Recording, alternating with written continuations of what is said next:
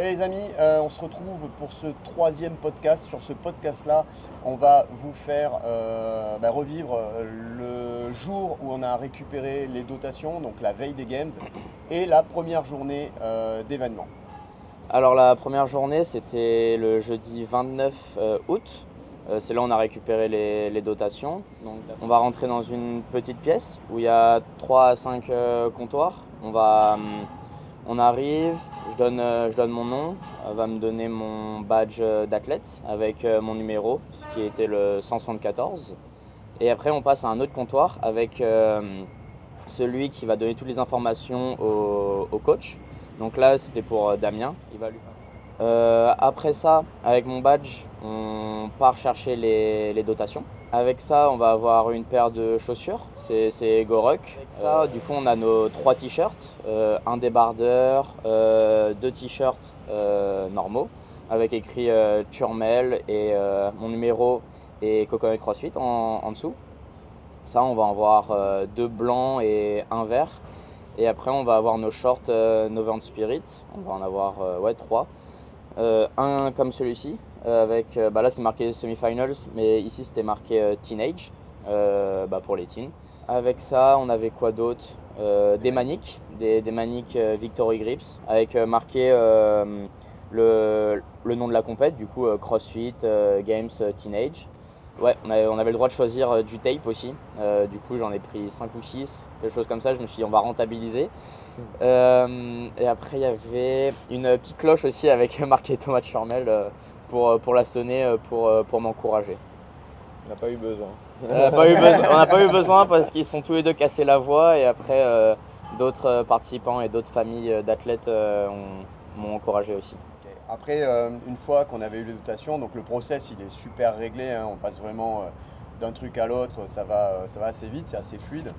Et après, donc, on avait un petit tour qui était organisé pour découvrir la zone de compétition et la zone d'échauffement. Donc là, on arrive sur la zone de compétition. Donc vraiment impressionné parce que c'est une arène, donc tu as des places partout, tu as un grand rack 15 places. Où tu peux mettre 15 athlètes, tu as une grande moquette avec tous les logos de la compète, avec les sponsors. Un écran géant pour quand ils nous filment, on nous voit en haut pour les spectateurs.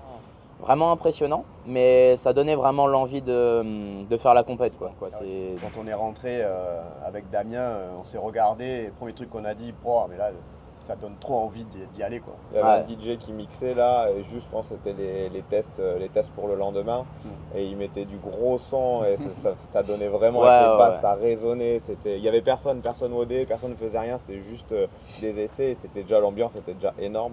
Donc c'est vrai que dès le vendredi, dès le jeudi, il y a un peu la pression qui monte, je pense, l'adrénaline qui monte pour tout le monde, hein, même nous en tant que coach, parce que là on commence à regarder les staffs à côté.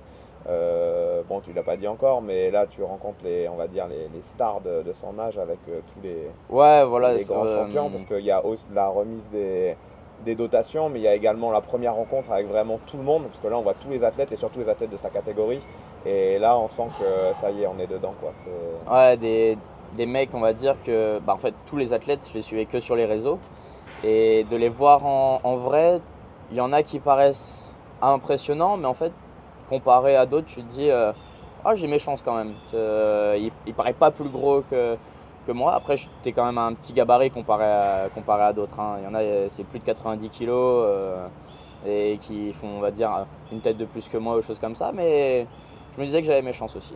La zone d'échauffement, il y avait tout ce qui était dead ball, toutes les dumbbells, toutes les barres, toutes les plates. Un rack central aussi, avec 3-4 places. 4 places. Ouais. 4 places, le même rack. Ouais, le même rack, juste 4 places. Non, vraiment cool, franchement. Il faisait très froid parce que c'est aussi une piste de hockey sur glace. Donc tu sens que le sol, t'as un tapis fin comme ça au-dessus, mais tu sens le froid qui ressort. Même à l'intérieur, on était en pull, quoi, hein. On sentait que sur la zone d'échauffement, ils n'avaient pas mis les mêmes moyens au niveau du sol. Et le sol n'était pas aussi bien isolé, et de ce fait, c'est vrai que dans cette zone-là, il faisait relativement froid. Ouais, il faisait vraiment froid. Retour à l'appart. avec toutes ces belles petites dotations. Ouais, voilà, du coup j'ai pu faire la photo un peu mythique où on peut mettre sur le lit, on va dire, tout ce qu'on a reçu. Donc ça, j'étais vraiment content parce que je l'avais déjà bien imaginé depuis 3 ans, donc j'étais bien content de la faire le lendemain. Voilà. Alors lendemain, premier jour des Games. Donc il y a 2 sites pour cette compétition, pour ce week-end-là. Le premier jour, on est en extérieur sur un ranch. Et les 2 jours suivants, on sera justement dans cette salle, l'Arena Wings. Donc premier jour, effectivement, le déplacement va démarrer du Arena Wings, à savoir que le site du ranch est à une demi-heure de route. Et donc là, au niveau de l'organisation, on ne peut pas y aller avec Tom. En fait, nous, on est obligé d'y aller par nos propres moyens parce que tous les athlètes vont être regroupés. Ouais. Le déplacement, du coup, se fait en bus scolaire américain, du coup, les gros bus jaunes avec, pour emmener les enfants à l'école. Vraiment, vraiment cool. On est escorté par la police. Pendant une demi-heure, t'as pas l'impression de partir au game, t'as l'impression de partir en colonie de vacances. Parce qu'à l'intérieur, moi j'étais avec les Français et j'avais rencontré des Américains avant, donc on se marrait bien, franchement c'était bon enfant. Pas vraiment l'impression de partir en compétition, parce que la pression a été relâchée, parce que j'avais l'impression de partir en compétition mais avec des amis, donc c'était plutôt cool. Et vraiment incroyable, hein. On était sur l'autoroute avec la police, avec les gyros, les choses comme ça, comme si on était escortés comme les présidents. Donc franchement, vraiment cool. Nous, de notre côté, avec Damien, on y va par nos propres moyens, évidemment. Et là-bas, quand on arrive, donc on avait acheté en avance des passes pour le parking. Donc là, on est garé sur un terrain qui est à peu près un champ qui est à peu près à 400 mètres du site. Donc là, ils nous font garer les voitures au cordeau, au centimètre près. Et là, on a une petite marche dans la forêt de 400 mètres.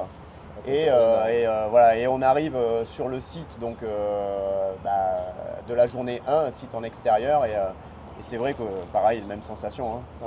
Ouais, on sort d'un petit sous-bois, on marche pendant, 400 mètres. Premier truc qu'on et entend. En fait, on entend la musique avec les basses et on sort sur le lieu de compétition avec un terrain qu'ils avaient fait au centre, donc avec des bottes de foin sur les extérieurs, une tribune, un gros chapiteau blanc pour accueillir les athlètes, pour la restauration au final.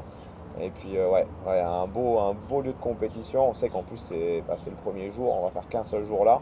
Mais c'était vraiment agréable, le beau temps, le soleil. Ouais, là c'est vraiment le show à l'américaine, quoi, hein. Les délégations qui défilent les unes après les autres, donc présentation de chaque pays, du nombre d'athlètes, donc là tout le public qui applaudit à l'appel de chaque pays.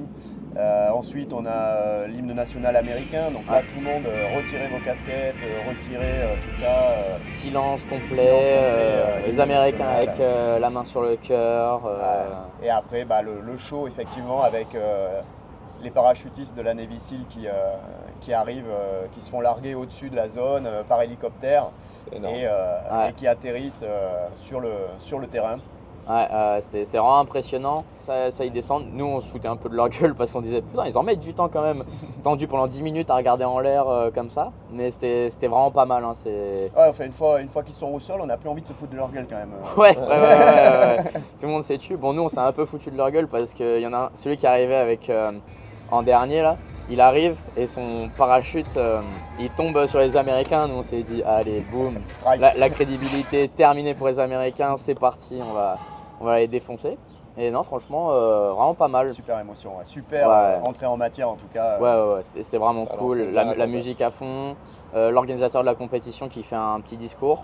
Bon on comprenait rien parce qu'il y avait la musique et tout le monde qui parlait, mais bon franchement c'était vraiment incroyable.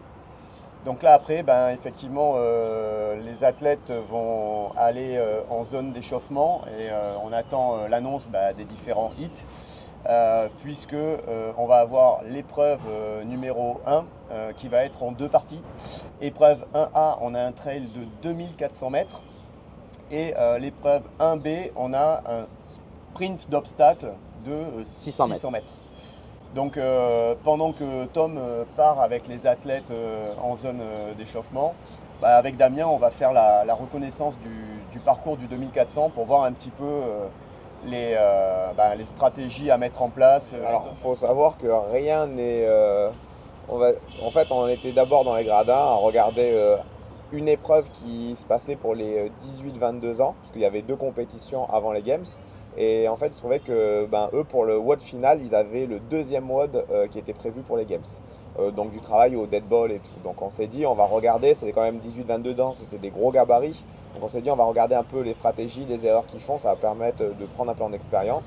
Et en fait, pendant qu'on regardait ce WOD-là, on s'apercevait qu'il y avait beaucoup d'athlètes qui allaient faire de la reco du terrain où allait se passer le lieu de la première épreuve. Donc on s'est dit, les organisateurs, ils n'ont pas donné d'informations dessus, on ne savait pas si on avait le droit d'aller regarder, mais tout le monde le faisait. Donc on s'est dit, on va le faire, mais en sachant qu'on voyait des plots, du balisage, mais on ne savait pas dans quel sens ça allait se passer, ni si c'était vraiment le terrain. En fait, on s'est dit, tout le monde le fait, donc peut-être que ça ne sera pas celui-là, peut-être que ça sera quelque chose de différent, mais au moins on va regarder et puis du coup on part sur ce terrain à la reconnaissance de la première, au moins de la première épreuve, parce qu'on ne sait pas trop si c'est un circuit pour la première ou pour la deuxième ou un couple des deux. On s'attendait à avoir une explication réelle du parcours au final. Donc quand on fait cette reconnaissance, on voit qu'on fait bien 2400 mètres en suivant les balisages. En gros, 3 parties sur le 2400 mètres. Une partie à plat, une partie avec un petit peu de relief, en sous-bois, etc. Et une dernière partie à plat. Le terrain, ça ressemble un petit peu à ce qu'on peut trouver dans le Wen Toro en fait. Ça ressemble vraiment à chez nous, donc on est habitué à courir sur ce genre de terrain. Donc on en discute avec Tom et effectivement, au niveau stratégie, on dit tiens, il y avait l'hélicoptère de la Navy qui était posé vers la fin du terrain. Et là, on voit qu'à peu près, il doit rester peut-être 500 mètres. À partir de l'hélicoptère, il reste 500 mètres, c'est relativement plat. Donc on convient qu'arriver, dès qu'il a l'hélicoptère en vue, on sait qu'il faut accélérer, c'est les 500 derniers mètres et arriver comme une balle. Donc ça, c'est la stratégie. Par contre, aucune info sur le parcours d'obstacles, etc. Le deuxième 600 mètres, on n'a pas d'infos, on ne voit rien, on ne voit pas spécialement d'obstacles. Donc là, on est un petit peu dans l'attente et on se concentre sur cette première partie d'épreuve. Là, on sait qu'on a à peu près 30 minutes pour s'échauffer. Donc comme d'habitude, on se dit allez, 15-20 minutes de mobilité. Ouais, voilà. Puis après, on commence à se mettre dedans, à courir un petit peu, à bouger, à faire de la plio. Sauf que après 15 minutes de mobilité, il décide comme ça, d'un coup, de lancer l'épreuve. Ouais. Donc appel des athlètes. Il n'y a que la mobilité qui est faite, on n'a pas eu le temps de s'échauffer. Ouais, du coup, on part, il nous appelle. Moi, j'étais déjà dedans mentalement, hein. J'étais prêt à partir. Peut-être un meilleur échauffement, ça aurait été cool, mais tant que le mental était là, je me disais que ça allait bien se passer. Il nous appelle, on part, on arrive devant la ligne de départ. Grande surprise, alors moi je me dis, c'est bizarre, on part pas dans le bon sens. Et oui, et le parcours était, nous on a fait le parcours à l'envers pour la reconnaissance. Du coup, je savais plus où j'étais quand j'ai couru. Les 500 mètres pour l'hélicoptère où il faut sprinter, je les ai fait dès le début. Et du coup, on est sur la ligne de départ. Moi, je me suis dit, vas-y, je vais pas me laisser intimider. Je vois tout le monde commence à se resserrer. Et moi, je viens juste de terminer ma gamme. J'arrive, je décale un peu tout le monde. Je me mets dans la deuxième ligne de départ. Et coup d'envoi, on part. Là, je peux vous dire que c'était pas un rythme de 2400. Hein. Là, on est parti, c'était 2,50 le kilomètre. Pour ceux qui savent un peu, c'est fort. Hein. Ça part très très fort. On part sur du sprint. Et je me suis direct mis dans un groupe de tête dans les 8 premiers, 10 premiers. Donc déjà, il y en avait 20 qui étaient derrière. On court. Et en fait, je savais pas où j'étais. Donc je me suis dit vraiment, tu pousses du début à la fin. Et ça s'est plutôt bien passé, je suis resté dans mon rythme, je crois que je finis 14e du 2400. Donc plutôt bonne perf, parce que pendant la prépa, la course c'était vraiment ma bête noire. J'avais les mollets qui n'arrêtaient pas de se tendre, j'étais vraiment pas bien. Du coup vraiment content de comment j'ai géré ma course. Et content de ne pas être complètement cuit, de ne plus avoir de jambes pour après la partie B qui était 5 à 7 minutes après.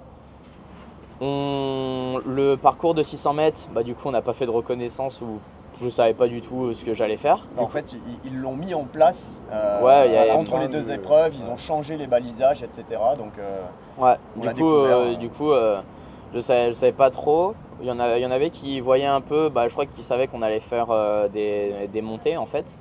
C'était pas du tout un parcours d'obstacles, enfin eux ils appellent ça obstacle, mais c'était vraiment tu montes une petite colline, hop, tu redescends, tu montes une petite colline, tu redescends. Et c'était du sable, donc c'était un peu plus chiant, mais ça allait. Il y en a qui utilisaient les mains. Petite fierté, j'ai pas du tout utilisé les mains, j'ai juste poussé sur les cannes comme un bœuf. Ouais, parce que c'est vrai qu'en fait, ce que nous on attendait comme des obstacles de franchissement, c'était, comme dit Tom, des petites collines, mais des grosses buttes de sable, en fait, de terre et de sable. Et le dénivelé faisait que beaucoup montaient un petit peu en marche de l'ours là. Ouais. Et c'est vrai que. Moi, je suis arrivé comme un zinzin. Hop, ça monte. Il y a les commentateurs, je me rappelle, je vois sur le live, quand je l'ai regardé après, ils disent sur cette montée là, il faut bien utiliser les mains, choses comme ça. Il y en a pas qui vont pas utiliser leurs mains. Et là tu vois juste après, je rattrape tout le monde parce que je monte juste avec les pieds. Bam, bam, bam, bam, bam. Ils disent si c'est possible en fait, machin. Du coup, c'était vraiment cool. Et à la fin du 600, cardio est bien monté, mais ça allait, content aussi avec ma place. Et après ça, on a 3 heures de pause. Ouais, on a 3 heures de pause avant l'épreuve suivante. On a 3 heures de pause, du coup, moi après le 600, je me pose dans un bain froid. Je discute avec les autres athlètes, franchement, on se marre bien avec William qui était français, Josh qui est australien, donc franchement, c'était vraiment cool. On termine ça. Moi je monte sur la mezzanine là où il y a les Français, nos affaires. Je me change, je mange un peu. Je vais voir un peu un ostéo qui lui m'a suivi un peu pendant tout le week-end, donc c'était vraiment cool. Il m'a remis un peu la hanche parce que je sentais que j'avais la hanche qui tirait un peu après l'event 1. Ça, et après je me pose, je vais discuter un peu avec les athlètes français, un peu apprendre à se connaître aussi, parce qu'on va rester pendant 3 jours de compétition, donc ça va créer des liens. On était en train de discuter, et là on nous annonce, le directeur de la compétition nous annonce que l'event 2 de la journée, du coup avec les dead balls et on va dire le sprint, est annulé pour cause de mauvais temps, parce que c'était à cause de gros orages. Il faut savoir que les orages aux États-Unis, c'est vraiment violent. Nous, on l'a vu 2 jours avant la compétition, on est en train de dormir. Et là, je me rappelle, il y a mon lit qui tremble, les vitres elles tremblent, t'as l'impression que l'immeuble il va s'écrouler parce que c'est super violent. Et du coup, ils n'ont pas préféré prendre de risques avec autant d'athlètes sur le site de compétition. Ouais, voilà, c'est vraiment. C'était pas plus mal parce que finalement on rentre et on peut bien récupérer au niveau des jambes. Exactement, il faut savoir qu'on avait aussi le max haltérophilie le lendemain, donc on ne s'est pas tué les doigts parce que si on avait dû faire les dead balls, c'était dans de la caillasse, donc on se serait tué les doigts, on se serait tué le dos aussi, donc non franchement, on va dire que c'est bien tombé pour le lendemain. Voilà, c'est ce qui clôture effectivement cette première journée de compétition. Donc là, je ne vais pas dire de bêtises, on fait 14e, 16e, donc on est 15e je crois. Ouais, 15e au général. 15e au général. Donc pour l'instant on est assez satisfait, c'est un bon départ, surtout sur des épreuves où on sait que c'est pas forcément le point fort. Ouais. Donc on est assez confiant et puis voilà, ça va vraiment démarrer. Ouais, c'est ça. Là l'ambiance était vraiment cool parce que ça faisait un petit peu festival du CrossFit. Tu avais des tentes, des choses comme ça, tout le monde se marrait bien. Mais la pression n'était pas haute, mais par contre quand on va arriver dans l'arène les 2 autres jours, ça va monter d'un cran. Ouais, voilà, donc écoutez, on vous fait un autre podcast qui va être justement sur sur la suite de la 2 dernières journées de compétition. Allez, tata tout le monde. See you guys.